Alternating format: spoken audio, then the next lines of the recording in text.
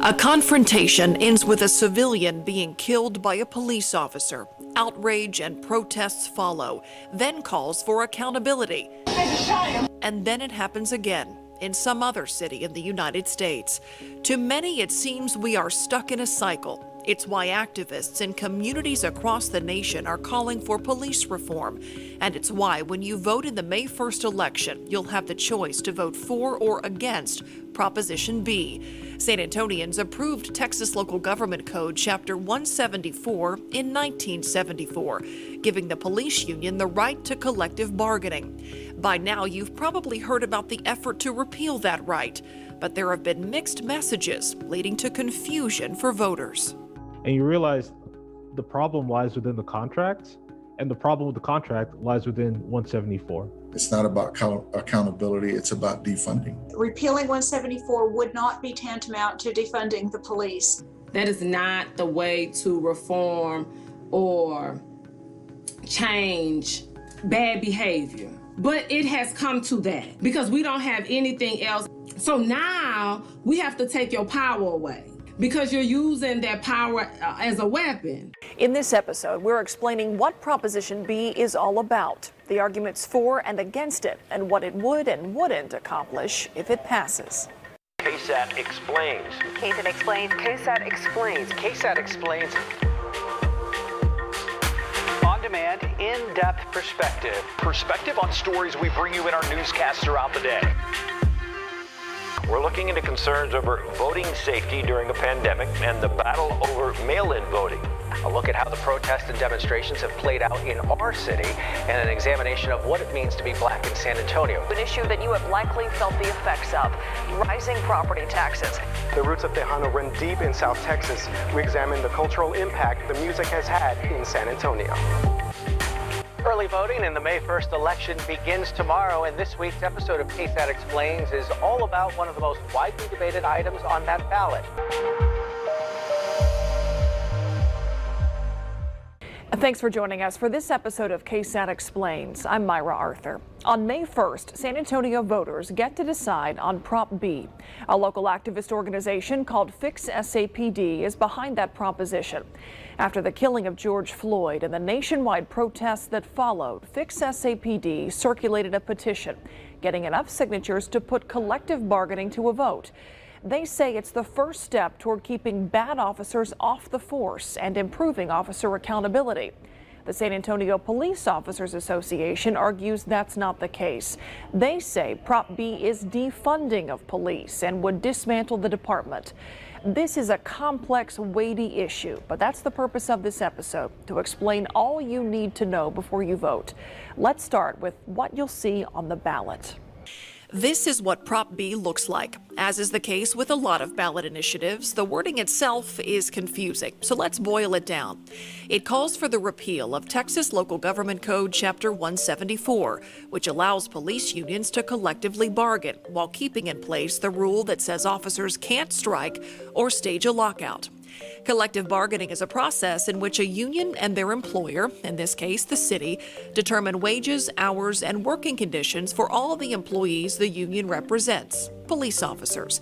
It's contract negotiations, and right now, it's a major debate. You realize the problem lies within the contract, and the problem with the contract lies within 174. So you just kind of follow the breadcrumbs and you realize, oh, bad contracts lead to poor performances by some of these officers.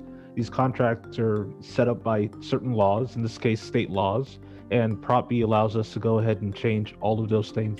The police union contract allows for arbitration. An officer fired by the police chief can have a third-party arbitrator determine whether they should get their job back. Fix SAPD believes that fails to hold bad officers accountable. It's not about accountability, it's about defunding. Danny Diaz, the president of SAPOA, disagrees with Fix SAPD's argument. The union believes Prop B is defunding of police, a rally cry that gained national attention in the wake of protests pushing for police reform. But Prop B would not affect the budget of SAPD in any way. Still, Diaz argues that defunding would be the ultimate effect because he says doing away with collective bargaining would be doing away with competitive pay and benefits for officers. Currently, there's a little over 600 officers that have 20 years or more on that could just leave or move on to another department that has a different or a better way of achieving their pay and benefits, their working hours, their equipment. So why would, if collective bargaining goes away, why does that automatically mean that decent pay and benefits would go away as well? Because we'd be at the mercy of the city. So what you see here is it's just, a scare tactic. It's telling people, hey, this is what's going to happen because we know this word scares to a conversation about the facts. Of the 8 largest cities in Texas, only San Antonio, El Paso, and Corpus Christi use collective bargaining. The union also opposes Prop B by arguing that arbitration has rarely given a bad officer his or her job back after being fired by the chief, 10 times over 10 years, the union says. But Fix SAPD says that 70% of SAPD officers fired get their jobs back. So which is true? KSAT crunched the numbers and we can explain. From 2010 to the summer of 2020, there were 71 police officer terminations. Some of those cases are still pending. In 43 cases, the officer appealed their termination and a decision was made whether to put that officer back on the job.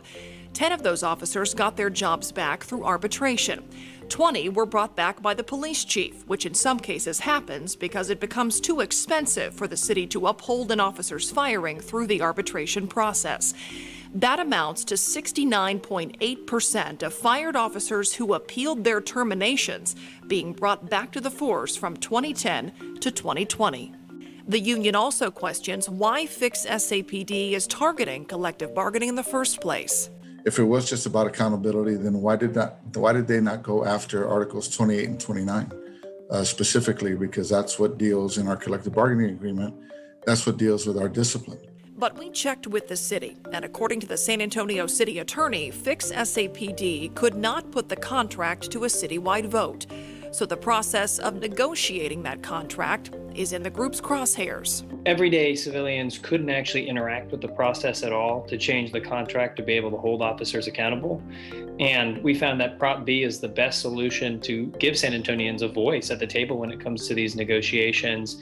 And when it comes to creating contracts that actually provide not only transparency to the public, but also greater power to the chief to discipline officers. Let's take a minute to talk about some of what's in the current contract between the police union and the city that deals with discipline. In addition to arbitration, the chief can only discipline officers for up to 180 days from the date of a violation. Some argue that it should be 180 days from the discovery of the alleged misconduct. The police chief can't consider misconduct older than 10 years for drug and alcohol violations and can't consider violent violations older than 5 years during the disciplinary process. I don't know any employer where that is acceptable, except for in public service, as in police and or fire. The city wants all past misconduct to be considered. The current contract also allows officers accused of wrongdoing to get 48 hours notice before speaking with internal investigators. Some of these issues are being discussed between the union and the city as they're negotiating right now. Their current contract is set to expire in September 2021. The union argues they're already talking about possible changes, so why rid them of collective bargaining? How can we be competitive with other cities? Who's going to want to come work here? Bottom line is we need to be competitive with other cities to keep good people here, to make sure that we have officers here. And taking away collective bargaining won't give you that opportunity. Taking away Chapter 174 isn't the only goal of Fix SAPD. It's what's on the ballot now, certainly looming over those current contract negotiations. But Fix SAPD is looking to the May election and beyond. And of course, this is the first step. We've always talked about, Chapter 174, and then we're still collecting petition signatures for Chapter 143. 174, then 143. It's local government code, which isn't exactly easy to dissect. So now let's break down Chapter 143 to explain just what Fix SAPD is working toward in the end. Here's RJ Marquez. San Antonians adopted Chapter 143 back in 1947. It's a broad law that lays out how a city handles personnel issues. It covers things like hirings, promotions, and benefits. Important to note, it doesn't address officer pay, but it does cover firings and the process used for discipline. But because 143 is in place, even if Chapter 174 is repealed in May, police would still have protections in place. It will be no collective bargaining. Now, I will say this, that will not change the civil service rules and requirements. That is certainly a statute that outlines a lot of terms and conditions of employment, so it would not default to automatically no rules and no protections. They get lots of protections under that statute. Chapter 143 would mean changes for the city and police union in terms of how they determine officer pay and benefits.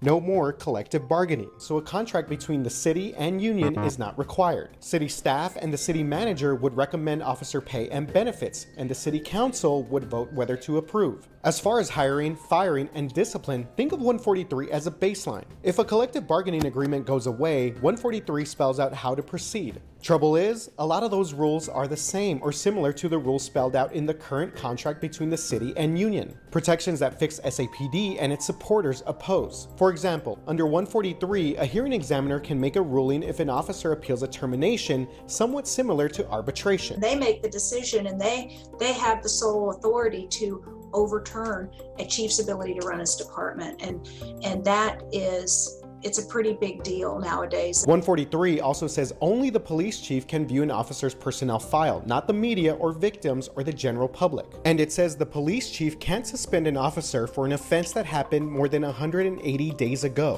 which, as we mentioned just a minute ago, is also in the current contract. There's been many times discipline's been overturned because of the 180-day rule. Which is why Fix SAPD wants Chapter 143 to be repealed too.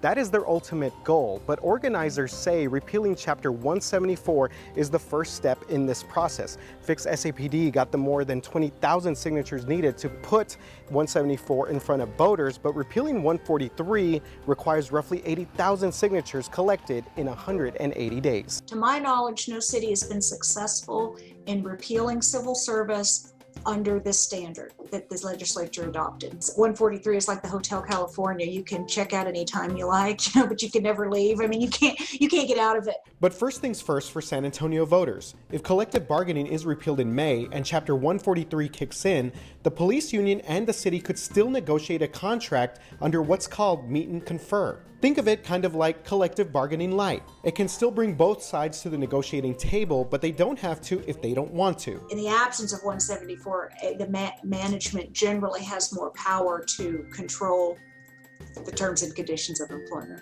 The union has to agree to meet and confer and petition the city. If 174 were repealed, it would be up to the association to bring forward a petition signed by a majority of the affected officers to the council. And then the city council has to approve it, or they could let voters decide. Fix SAPD supports meet and confer and points to the city of Austin as an example. And you actually see in Austin, they actually have better pay, better benefits, and they have a meet and confer system. So we see that under meet and confer, police are still able to get great benefits, great wages. They're still able to have great working conditions. We still can attract great officers to the city as they do. But SAPOA disagrees. Austin is one of those cities that chose to defund their department. And look what's going on there. There's multiple articles, not just Austin, but other cities who have defunded. And they are losing their officers. They cannot keep their officers. They cannot get new officers there. Not only that, but their crime rates are skyrocketing. Their homicide rates alone are exceeding the national average. That claim from a SAPOA representative during the Fairfax KSAT San Antonio report debate on Prop B is just one of several being made in this conversation that needs some clarification. Garrett Berger takes a closer look. We looked at a Texas Tribune analysis of violent crime rates in 4 of the biggest cities in Texas, including Austin and San Antonio, from 2008 to 2018. No city's crime rate skyrocketed. The city of Austin has used a meet and confer system for more than 20 years. As far as defunding, the Austin City Council did vote last year to cut the police department budget by roughly a third. But Proposition B, repealing 174, would not affect the budget for SAPD. Another claim that's been tossed around quite a bit, Fix SAPD has repeatedly said the repeal of Chapter 174 allows for more civilian oversight on officer discipline and benefits. Well, that's a little murky. If the union and the city agree to a meet and confer system and come up with a contract, Fix SAPD says voters could change a contract by collecting enough signatures to put the issue on a ballot. So civilian oversight isn't a given if collective bargaining goes away. Right now, the city and police union contract does include a Citizens Advisory Review Board, which makes recommendations on officer discipline. Earlier in the show, you heard the union president say that repealing collective bargaining could result in San Antonio police officers losing competitive pay and benefits. So is there any proof that would happen? According to the Austin Police Union president, not necessarily. The San Antonio Express News quoted him as saying that APD has done well under a meet and confer system. According to the paper, salaries have gone up 90% at Austin Police under that system. Here's a look at where San Antonio is right now. The city recently hired a consulting firm to do an analysis of compensation across 8 major Texas cities, including San Antonio. The base pay for San Antonio police officers is $56,472 for fiscal year 2021. For Austin, it's $61,662. We should note the cost of living is higher in Austin. The analysis found that San Antonio police officer pay ranks above the median compared to the group of cities surveyed. The city of San Antonio's average contribution for dental and vision is among the highest. Another perk San Antonio police officers have that other cities surveyed don't, the city contributes $384 a year for prepaid legal services. Overall, the study found that San Antonio ranked second out of the 8 cities studied. Austin's police department was number 1. There are 2 things that Fix SAPD and police union representatives can't agree on. Neither wants bad officers on the force, and that those officers are a small fraction of the qualified first responders serving our city. We hope we've cleared up some confusion about this debate and given you the information you need to decide how you will vote on Prop B in May. We'll be watching to see what happens. I'm Myra Arthur. We'll see you next time.